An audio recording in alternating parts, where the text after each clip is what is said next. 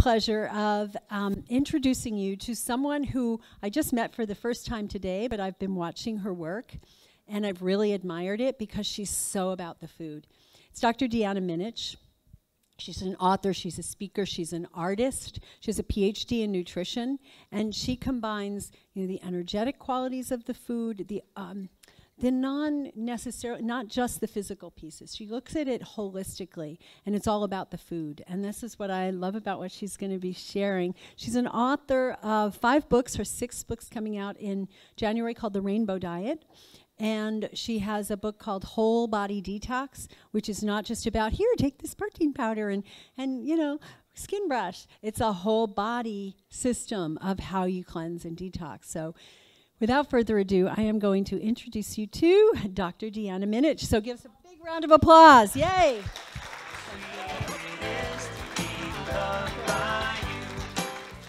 I know. We even look like we thought about this, right? Yeah, we planned it. We planned it. Thank you so much. Thank you. It's an honor to be here with all of you. Really fantastic. Are you awake? Yes, and I'm sure you're shining. Hello, everybody on live stream. Wonderful to be here. All right, so we have a whirlwind. What Dr. Rita Marie just mentioned is so true. We come from the same foundation, which is really based in food. And the way that I've taken food is a little bit different, so I want to prepare you for that we're going to have a little bit of neuronal plasticity going on, okay? Because as you can see by the title of the presentation, food is essential, food is medicine, and I've often found that food also connects to our entire lives. And so it's about nourishment, and I want to take you down that path of nourishment. Okay, clicker. Magic, can it work? Let's see here. I'm pushing the one, okay. Very good, thank you very much. So we're going to talk about how to heal the whole self. What I have found in nutrition, being in nutrition for over 2 decades now, which is, yeah, oh my gosh, I can't believe it's been that long, is that many times people will heal with food, and then other people need other things that connect to their lifestyle. And so I'm going to talk about that. Like, what is the whole self? What do we mean by that? So do I need to turn this on? Maybe that's what I need to do. The wizard has appeared. Good. I just turned it on. Maybe it wasn't on. Yeah, now it's okay. Oh, my.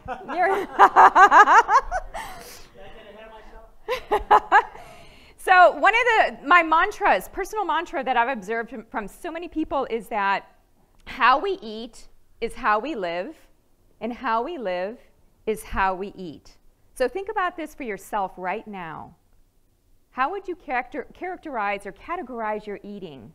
Is it colorful? Is it vibrant? Chances are you're living a colorful life and also you're feeling vibrant. Or is it rushed, processed, quick? Chances are you're probably living a quick, processed, just on-the-go life, right? So I always mention to clients that whenever you need to find out how you're living and get insight into that, look at your plate. Look at how you're eating. That the two are truly one. So the way I see it, food is like a spiral. And in food terms, it's like an onion. It has many layers. And when I first got my PhD in nutrition, I was thinking, oh, it's only about the physical body. We need to feed these different systems, get the nutrients we need. And then I realized that that was only one layer of the entire onion. That I started to see people that had strong emotional connections to food. And I'm going to talk about my own emotional eating and eating dysfunctions along those lines. So I knew about that, but I was needing to go deeper into that. It's also social. One of the biggest things that I see with people is that it's so difficult to implement eating a different way if you don't have support from your spouse, your partner, your family, your kids. So how do you make that happen? And then also, eating is spiritual. What do I mean by that? That's kind of a buzzword. That's kind of a catchy term, right? Spiritual. What I mean by that is the sense of meaning, purpose, and connection. So that every time we go to eat, we're connecting into the lineage of that food. Where was it grown? the earth, the rainbows, the sky, the sun, the stars, and everything that it captured, the love of the farmer, and how essentially every time we eat, we're taking in a lineage of connection. That's how I define spiritual. So we all have a story, and what I really like to do is to look at people's timelines around eating. Have you all done your own timeline? Where you draw a line. This is a great activity for you, for your clients, for whomever. I would say start with you, because it always does. So you get your timeline going. What is your story around food and eating? You can draw a line, or what you can do is, usually what I tell students is make a list of the top 10 things that happen to you with food and eating. And you'll know what those are. You'll know if they're important or not. For me, I grew up in inner city Chicago. My dad was a Chicago police officer. I went to Catholic school all my life. So there was this sense of restriction and kind of confinement, a lot of discipline around food. So there was one layer. That was the layer of my father. And then on the other side, my mother, when she was pregnant with my brother, which was when I was 9 years old, really got into her food and faith. I'd come home from school and she was watching Richard Simmons. You remember Richard Simmons? And she started buying Adele Davis products and books and Adele Davis bread. And I was going to school with lunches that were grainy brown bread sandwiches that looked like there were twigs coming out, with the kind of peanut butter that looked like you had to do the butter churn to, you know, like the Rocky Road peanut butter. And then I didn't have jelly like the other kids in the 70s. I had banana, sliced banana, or a little bit of honey. A little bit of honey, just a little. And I would come home crying. For me, I didn't have the Wonder Bread. I didn't have the peanut butter and jelly. I wanted to trade my lunch. I couldn't. I started binging. I had a newspaper route when I was 12, and all the money I would get from that, I would take that money, and it wasn't a lot, but I would go up to the 5 and dime store when we had those. Yes, that's how old I am. And I would literally buy the candy, and I would just gobble it up on my way, my newspaper route, before I would get home. I felt like I had to sneak food because I couldn't have all these other things, and I felt like I was in this process of withdrawal. So it was hard. And when I was a teenager, I had bad skin, I had a poor gut, and this was the start of my own endometriosis. So I was completely blocked. Every month for about 7 to 10 days, I was in pain, doubled over, lots of clots, bleeding, moody, beyond moodiness. And why? I was also binging on all the sugar, of course. But did I know this? No, I was the resist authority, rebellious type, trying to defy my parents about their structure, right? So I felt different, and that didn't feel cool to me growing up when I did. I don't think any kid wants to feel like they're outside of the community. Keep pushing that button too fast. So as I went through my life, I decided, after all, not to study pre-med, but to go and study nutrition. I couldn't believe that I made that decision that day I did. And I began to realize that maybe my mom was onto something. I became a little bit fixated on food, actually. And I noticed that everybody in the graduate program that I was in was also fixated. We were chomping on carrots or following certain diets. We were trying to figure out our symptoms. And for me, a lot of it was very gut and very endocrine, very reproductive. So throughout my life, trying to follow these different diets, make it work, I got a master's and a PhD in nutrition because I thought I just needed more knowledge. And there was a piece of it. But then I also realized that I was missing the creative, the feminine, the organic, the story, the metaphor, seeing food as symbolic rather than just the literal meaning of food. So in my lowest points of my life, I started painting. And I just went on this world. I mean, I'm not a painter. I mean, I'm a nerdy, geeky science girl, right? So I never took an art class. But I felt compelled to start painting. So I would get on the ground, my hair in a ponytail, just sweatpants, and I would just start making these shapes and using lots of vivid color. For me, it was just all about color. I started to see people as color. There was a certain point in my life where I'd start talking with somebody, and all of a sudden I'm thinking, oh my gosh, they're so blue. Or, you know, they wouldn't turn into a Smurf or anything. I would just kind of connect the colors to the person. And so I'm painting these drawings, and my then boyfriend, soon-to-be husband, was noticing that all of my paintings had a certain feel and flavor to them. And he said to me, Deanna, I think you're painting your ovaries and your uterus over and over again. Like, what are you talking about? I guess if you look at this picture, this painting that I did some time ago, I don't know, maybe it looks like ovaries and a uterus, but he turned me on to something. I had no idea that my body was expressing itself. And the moment he said that, it clicked. And then I said, that is great. And then all of a sudden, I started doing all the phases of the uterus. I started doing menstruation, conception, menopause, fertilization. I really started to embrace this. Like, I didn't even see it. You know how sometimes you get so immersed because it's an emotional experience and you don't really see what the symbolic is. So even though with nutrition I could only get so far with my food and eating and where I was with my endometriosis, I even developed a blocked fallopian tube on the left side. The left side is feminine. I resolved it all. And I remember the day I went into the gynecologist after doing this whirlwind of painting. I even did a gallery showing. Small gallery, just a friend's gallery. And in my mind, it was all the phases of the uterus, all the phases of the feminine. But I didn't want people to really know that, right? I just thought, okay, they're just going to look at all these paintings. After I did this, it was such an experience. And my gynecologist did the ultrasound. And she says, Deanna, your uterus looks beautiful. I actually started crying on the table in this vulnerable position. I'm like, what is she talking about? My uterus has never looked beautiful. And my blocked fallopian tube, which we were monitoring every year because that's serious, you know, eventually I might have had to have surgery, had resolved itself, was completely gone. That sausage structure that was in me forever was gone.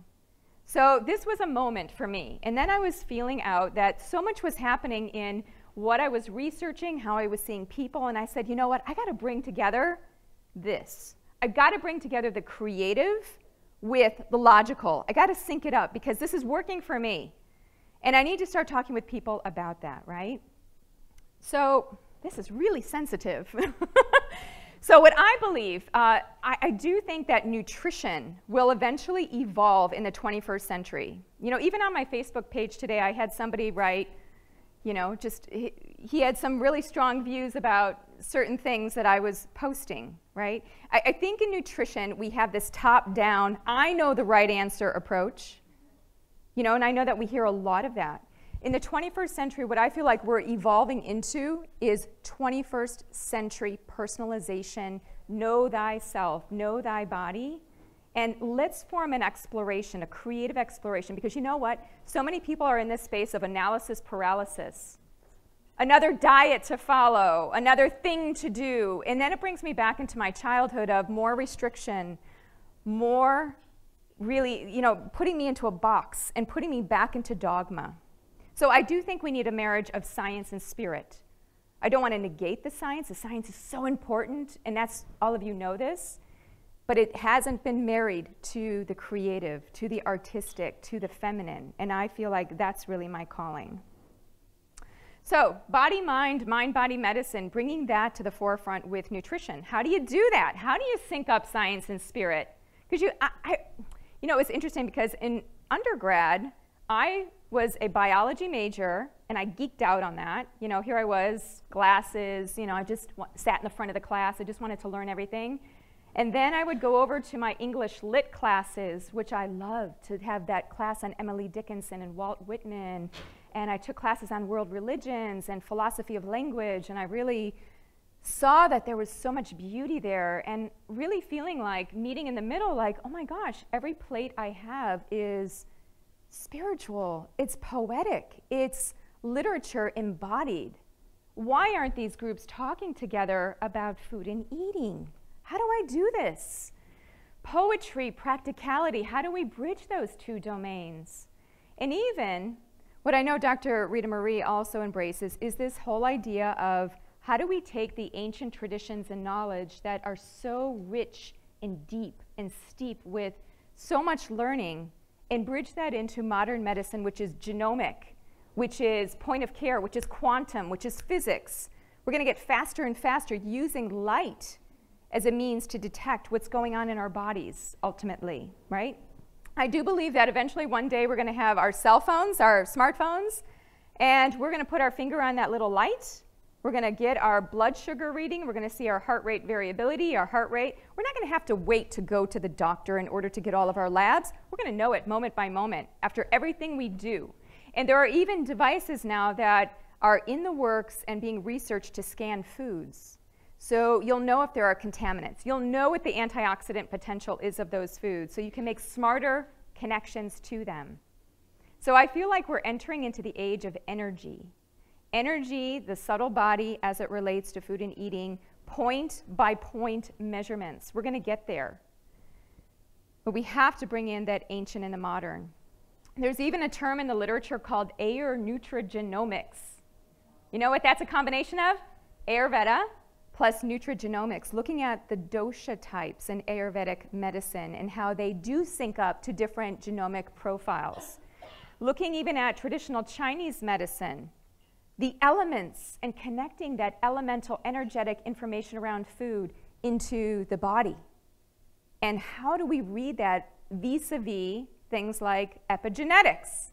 I think it's all valuable. We're all speaking the same language of food and health and healing, but using different terms. So I think we're going to rally that together. I really feel like this is the age of unification, really and truly. So one of my favorite pieces is this whole idea of symbology of food. If you ever crave something, what I'd like you to do is to ask yourself, what does that food mean for me? What does it symbolize? So many people, including myself, crave sugar, things that are sweet. So then I would ask, well, what is it about my life that doesn't have enough sweetness? Where do I need more joy? I had a client some years ago who was craving potato chips all the time. Crunch, crunch. And it was almost like the back-breaking stress that she was having as an executive. It was almost like her eating, again, had paralleled her living. And so continue to ask your patients, your clients this. What is the deeper meaning of that food for you? And if you do the timeline, you'll see that there are certain foods that have memory, epigenetic memory for us as adults. I also like this idea of logos and mythos. The logical, this is kind of Greek, right? The logical and the myth, the metaphor, the storytelling of food and eating.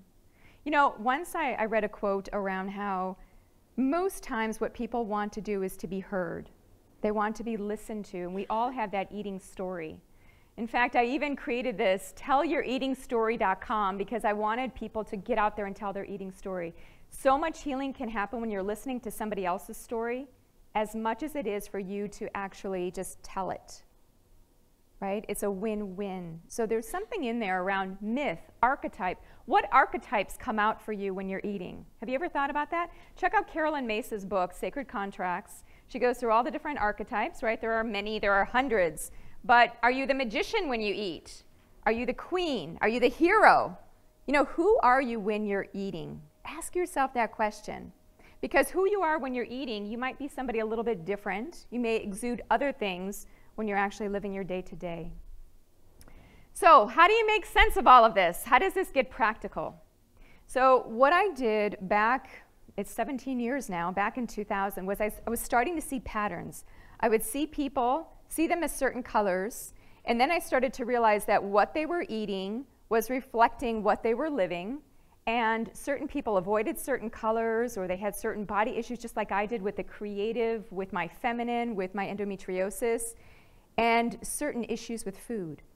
So what I did is I started to cluster these. It's just simple pattern recognition. It's actually a very scientific way to go about something that's very all-encompassing and holistic. So I called this food and spirit. Because I felt like, yes, I'm embracing food and nutrition and the holism, but I'm also embracing the whole self. And there's a lot more that goes into food and eating, and I want to bridge together all of those pieces. So you will see, I'm going to take you through the rainbow.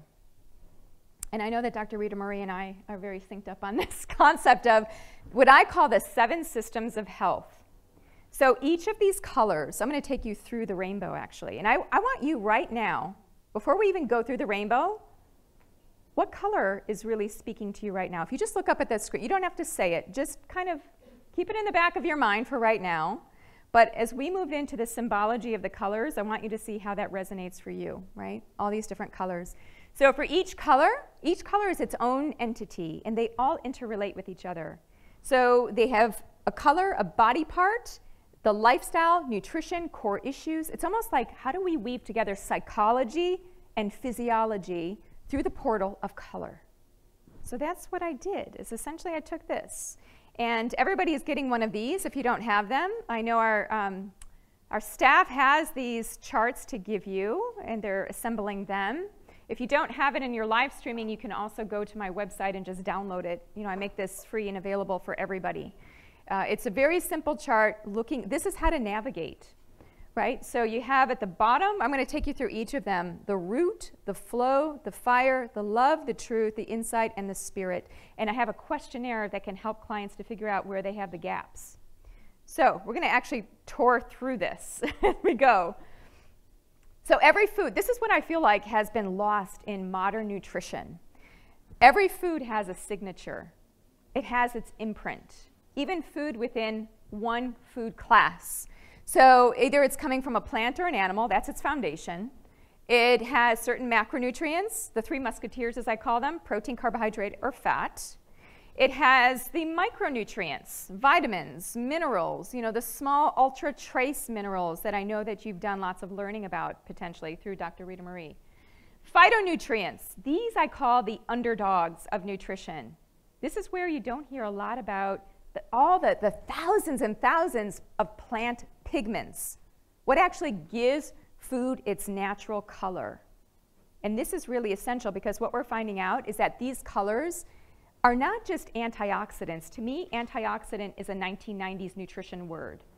These colors have cell signaling effects in the body. They're actually altering structure as much as function. For example, what I mean by that is blue-purple compounds found in blueberries, proanthocyanidins and anthocyanidins, are connecting into certain parts of the brain that are responsible for learning and memory. Not just because they're antioxidants, but they have a role on BDNF. They have a role on cell signaling. They're changing neuroplasticity. They're actually doing something more. So there's an intelligence, there's a color coding of foods that we're starting to see coming out. Chemosensory. I think this is fascinating. When I think of chemosensory, I'm thinking throat, mouth, how we take things in. What we're learning is that these taste receptors on the tongue are not just on the tongue. They're actually through our entire body. We have taste receptors primarily in the gut, a lot of them in the gut. And they taste bitter, they taste sweet, they taste even fat. A lot of this newer research is coming out that we've got these many different types of taste receptors too. And depending on the genetic variance of these taste receptors will determine how we taste and how we take in that signal.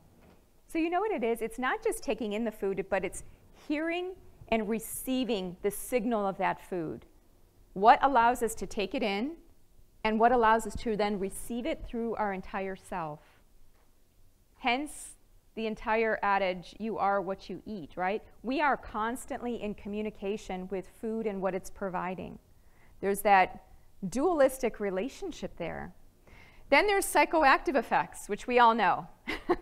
Eat a piece of chocolate, have a cup of coffee, you know those psychoactive effects. But there are bigger psychoactive effects. For example, did you know that there are studies showing that people that eat more fruits and vegetables compared to people who do not, in other words, have a more colorful diet, are more creative, curious, have a better sense of well-being, and have a better mood? So if you're ever feeling down and in the dumps, you might want to say, am I getting my colors? Am I even wearing color? I'm looking out at all of you, trying to figure out what's the color of this group. What colors are we all wearing? Because in some way, this is reflecting who we are on the inside. Many people that go through my online program will have this revelation that, oh my gosh, Deanna, I'm wearing black, beige, navy blue, and brown all the time. I need to go shopping. Or maybe it's even in our environments. Color signals us on the outside. So I remember I had one client years ago where she was having difficulty with her gut. She had a lot of inflammatory bowel disease. We did all the nutritional things that I could think of, but yet I couldn't get her into the kitchen. I couldn't get her in there. So I asked her this question. I just had this intuition, and I said, tell me, what color is your kitchen? And she said, white, kind of white. And I said, really? I said, well, what's your favorite color? Sage green. I love sage green. She knew it immediately. There was no question. And I asked her, I said, what would happen if you just happened to paint your kitchen sage green? I don't know. Just kind of letting her kind of own that. Well, she kind of, yeah, whatever. Okay, interesting. 3 weeks later, she comes back to see me. She had painted her kitchen sage green, much like your shirt. Very beautiful color. She was so excited. She's like, Deanna, I did it. I painted my kitchen sage green, and I love it. It's now my sanctuary, is what she called it, which led me to write a blog called My Kitchen as Sanctuary. How many of us think of our kitchen as, yes, it's a busy place. It's also a great nucleus, a great sanctuary. It can be, right? And again, that leads us to that sense of spirit, that sense of interconnection. Okay, the last one here is more the subtle, the energetic. This is where I think science falls flat. And I'm waiting for science to catch up on this end, because I can see studies in research talking about biophotonic emission. So what does that mean? That means that our mitochondria is producing photons from the energy that has been harvested through the cytochrome system, right? Oxidative phosphorylation. And a lot of that is put out as light. I mean, cytochrome. Let's break that down. Cyto, cell, chrome, color. We are breaking down bonds of color in food, frequency, vibration, in order to get to energy, chi, prana. So we take that in, and how does that received and taken out from the body? It's through light. When we eat, every time we eat, we're eating light. Photonic nutrition, right? Whether we're eating plants or animals, it's all the same. We're still harvesting the sunlight into, whether it's a plant, photosynthesis, breaking down those bonds, or the animal has done it and breaking down those bonds, right? We are harvesters of the light. And that's what we want. We want to feel more right. We want to shine. That's essentially what we're here to do, right? Hence the word enlightened, feeling like we're in that altered state. All right, so I do think that there are subtle aspects, energetic aspects of food that we have yet to really uncover. You can already see that there are studies showing that when people meditate, when they just have those moments of pause and silence, what they have shown is that they can conserve light better. They've actually measured this from the fingertips versus people who aren't meditating, who have just, they're letting off all the time. They're actually casting out their energy rather than bringing it in, corralling it so that we feel energy. Isn't that one of the biggest complaints that you see with clients? Why are you coming to me? I have no energy. I'm just tired all the time, and I don't know why. Right? This is huge. This is why people are seeking your help. All right, so the 7 systems, let's whip through them. First one, how many of you like the color red? Holy moly. I would say you're the action-oriented people. You know, these are the take no prisoners. I'm going to do this now. You know, it has so many meanings in our life. There was a study that showed that when you eat from a red-colored plate, you actually eat less than from a blue or a white-colored plate. And I think that the reason why is because red is a signal of action. It's getting us to do something. You see a red stop sign, right? Why didn't they paint that orange?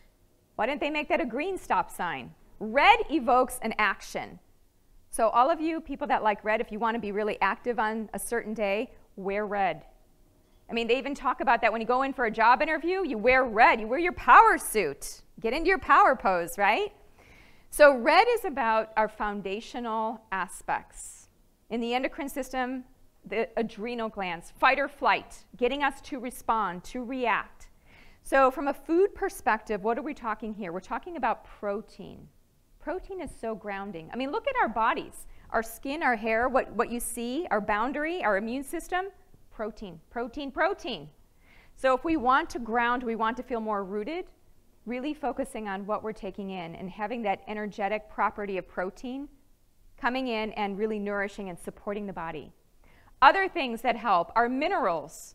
What gives us structure? What gives us our foundation of structure? Our bones, those minerals that we're taking in, right?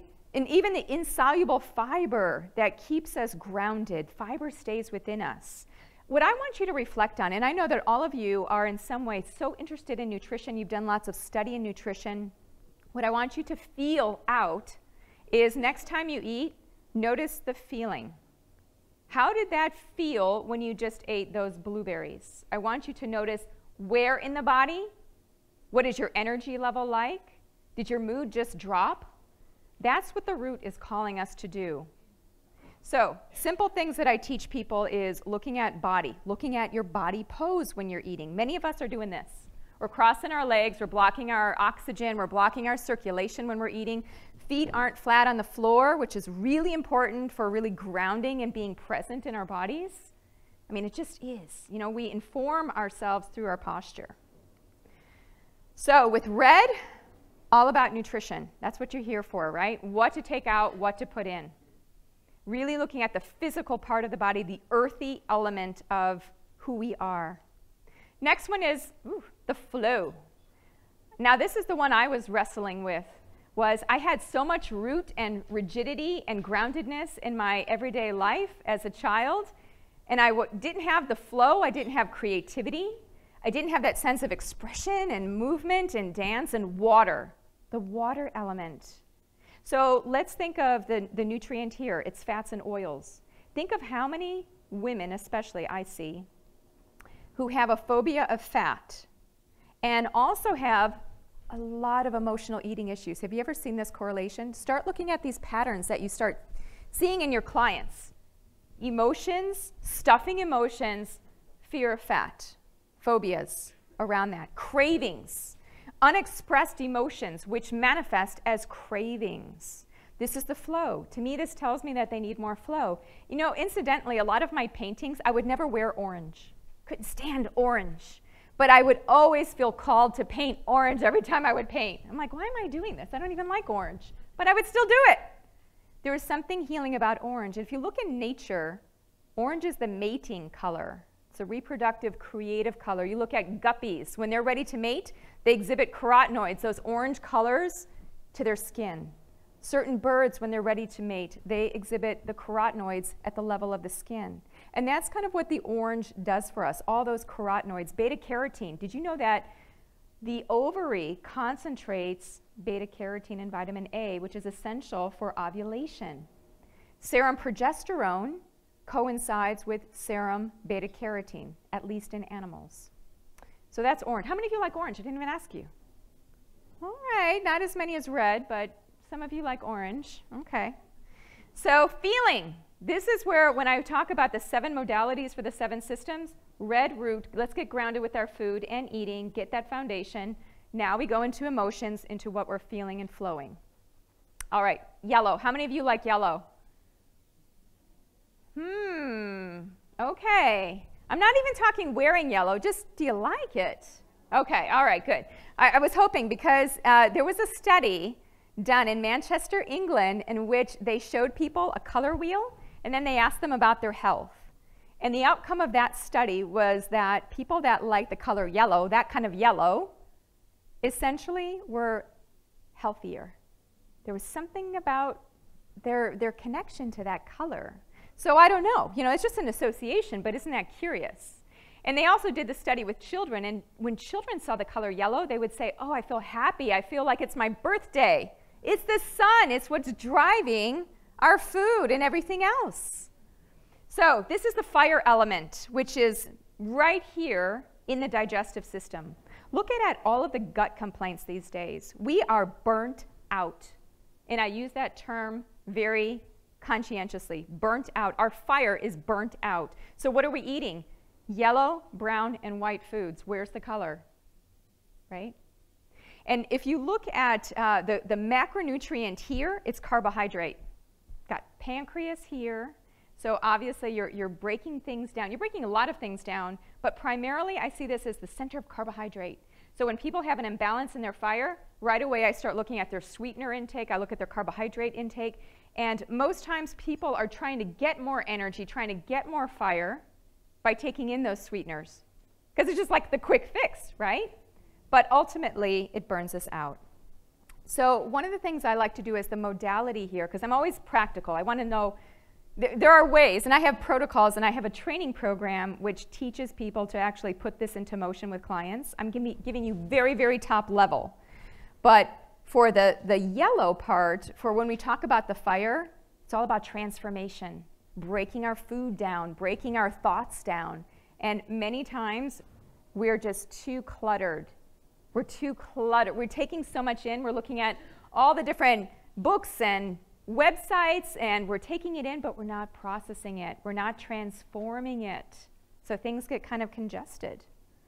All right, I know that this room is filled with green people.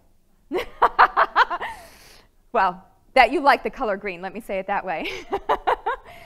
I love the color green. I've always loved it. You know, I think that we have constitutional colors, things that we've always liked, and then conditional colors, things that we kind of move in and out of. Like some days I really connect to purple much more than green.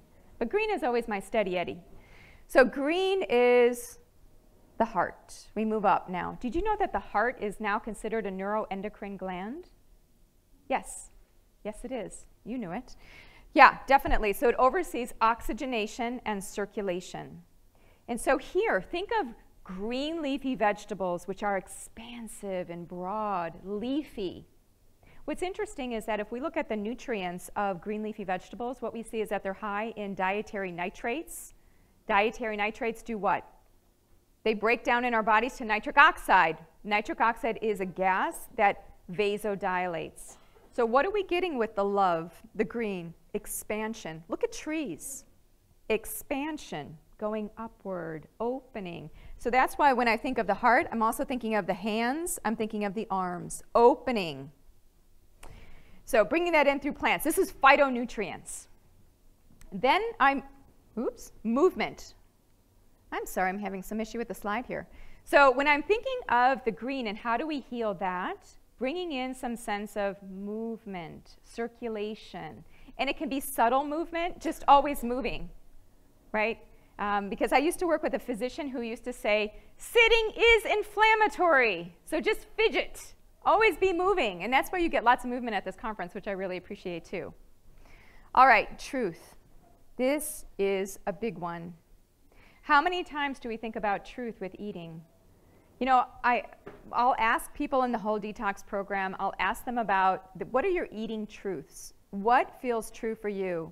Not what you were told by somebody else to believe or do, but what feels true for you? You know, I really do believe that we're living in the age of authenticity, where we speak our truth, we have a voice. Social media is really good for that.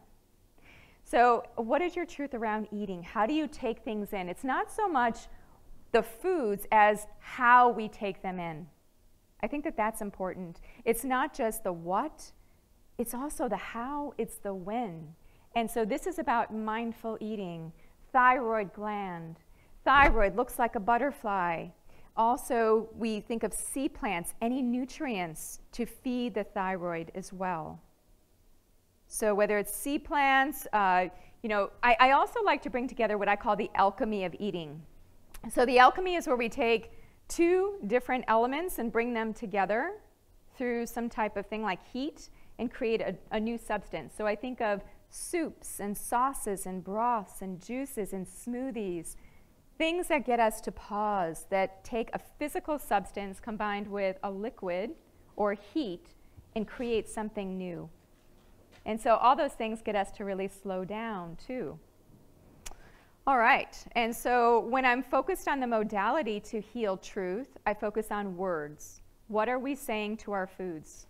You know, I did a course some time ago where we cooked up some white rice, put them in two similar containers, and we put words on them, just to see if there was any power of those words. What would happen if we were saying those words? And it was fascinating. It was fascinating what we saw.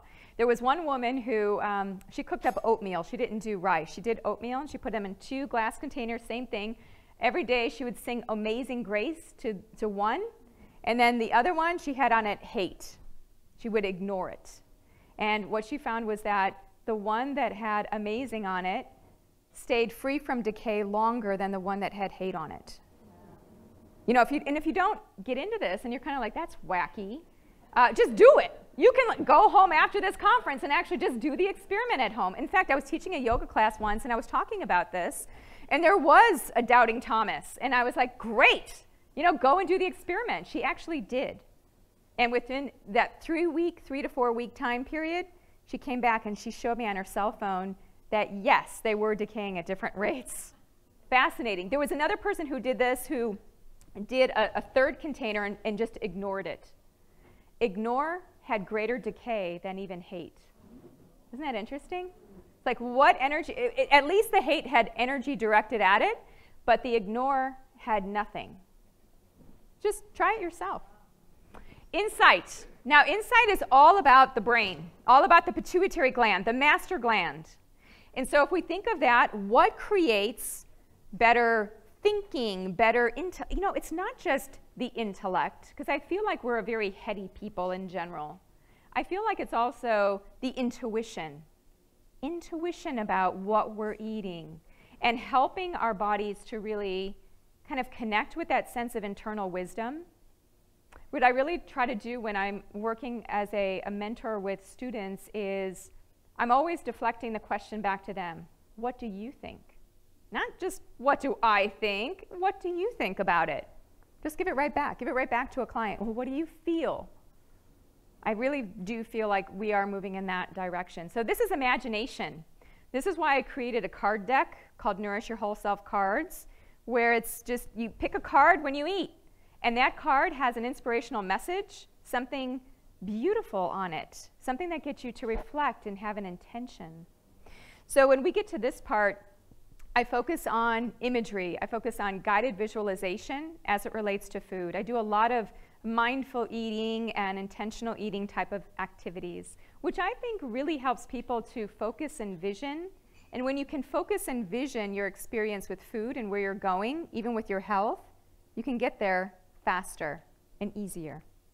The last one is spirit, which is the color white, but I do have a lavender overlay so that you can see it at least. I didn't ask you, how many of you like that blue-purple color? I knew that would be a popular one. So the color white, lavender, spirit, here's where I think about detoxification. So white foods. When I was growing up, of course, I thought that white foods were bad, white sugar, white salt, white flour, and so then I was thinking, how can any white foods be good? My mom used to say, the whiter the bread, the quicker you're dead. So I had this thing in my mind of, oh my gosh, nothing white. We cannot eat white. So I had to reframe this. My mom was really very zealous, and she still is, about food. So the spirit, the white, cleansing. This is why we're hearing so much about intermittent fasting, why we're hearing so much about cleansing, and why detox. Detox is not a new thing, my goodness. As long as humans have been in existence, we have been detoxing. We've been cleansing. It's a medical and a spiritual tradition. I've studied with Native American teachers and healers, and you know, the idea of the sweat lodge. You go to Scandinavia. I have relatives in the northern part of Sweden. What do people have? They have saunas in their backyard.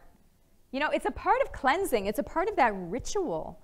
So there is something here about white and abstaining from food when we feel like we need to reset. So bringing in not just a resetting of body, but a resetting of mind. And whether it's prayer or meditation, or for some people, it's let's just have 5 minutes of silence. Sometimes we just need to go within and have that silent period. So this is how it all looks together. Now, this is where I'm going to speak with you more as clinician to clinician. And how do you take these 7 colors, 7 systems, and now see this play into somebody's life? How do you actually help them with all of the information? So what I just took you through were the 7 systems and the 7 modalities, which you can see here. I like to think in circles rather than lines, because if you look at what we're finding out about systems biology and systems medicine, it's like, wow, it's like a big chaotic web versus, right? So I think in circles. The way that I put them all together is through the certification program that I have, the Food and Spirit certification program. I have a toolkit. So these are all proprietary tools in which we look at the timeline of a person's life. So looking at when they're rooted, the flowing years, which are the teen years. This is why telling their eating story is so important, because each of these 7 systems is correlated with a certain part of our lives. So I'm in my late 40s, which is the truth phase, which is probably why I feel even more really assertive and wanting to get this information out there, right? The 50s are where we start moving into our insight, imagination, and really, you know, re-enchanting our lives with another focus.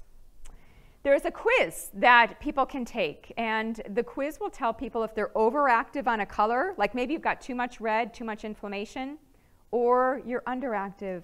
Maybe you've got autoimmune disease, or maybe you've got you know, any number of things. It could even be dissociating, kind of like not feeling connected into your body, and I see that a lot with people, a lot of trauma there.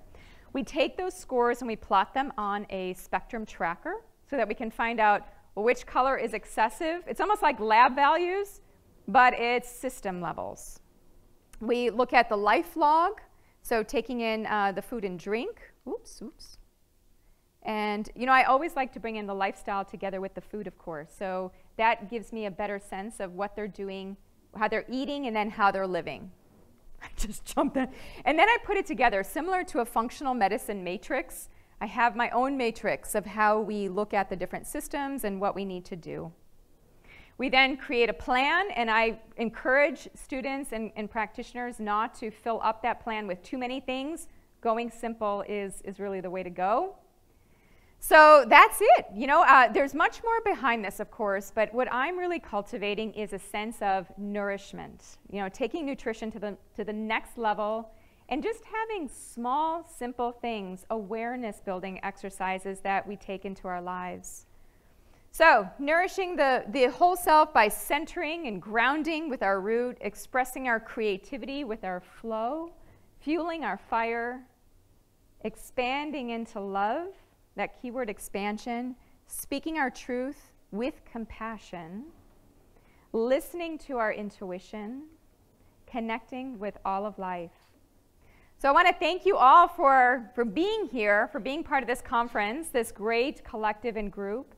And yeah, my next book, The Rainbow Diet, is coming out explaining all of this. Whole Detox does the same with all the different modalities. Would love to have you be part of that. So thank you so much. Please stay in touch.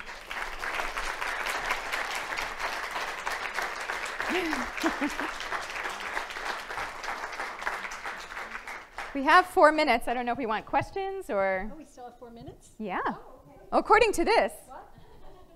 Yeah, questions. Go for it. Okay, I have a question, and I think many people in the room can probably relate as well, hopefully. So what if you like every single color? What if you just love color, and you could not pick because you like every single color? Does that mean that we need all of these colors, or does that mean that we're cool? that we're good? Yeah, the color, you know, everybody can relate to color, which is why it makes such a great entryway into a conversation around food and living. But just knowing your favorite color and colors you don't like doesn't tell the whole thing. So there's a little bit more behind it, what each color represents. So you may like all the colors, but we may find out that you may have an imbalance of maybe inflammation in your body, or maybe insulin resistance, and that coincides with certain colors which connect to the systems. Don't forget that the colors are just the hook into the larger system. So there can be other things that are going on there. And sometimes when you like a color a lot, that can also say something. You can be overactive or underactive in some of these as well. So that's a great question. Anybody else? 3 minutes. Yes. We need a microphone, I think. Okay. Hi, you mentioned alchemy, and I was wondering if you've taken the colors of the alchemists and somehow applied it to your color work. I have not. I do a lot of my work intuitively, by the way. I personally have stopped reading books, or even, you know, I just really do a lot of my own inner work. So that's why none of this aligns perfectly to whether it's Ayurveda or the chakras or even TCM, because I have experienced different things around those. So, but that's a great suggestion, and I know that many people are really connecting into color these days, which I think is fantastic. I think that's where we're going in a health and even a society perspective. Well, then it gets back to energy. Of course, it gets back to energy, exactly. And you know, I've always been intrigued with energy, and I even asked my mentor, Jeff Bland, some years ago, and I said, Jeff, you know, what about energy medicine? You know, I get functional, I understand all these body systems, but I want to go into the, like, what happens before the biochemistry? What is happening at the fine level, even beyond the pH change? Like, what are the electrons in the atoms doing, right? And what's even beyond that? So let's just continue to be curious and to explore those areas. Great. Thank you. Thanks. All right. All right. Thank you so much, everybody. So thank you. Thank you. Don't leave before I have to ask you something. Okay.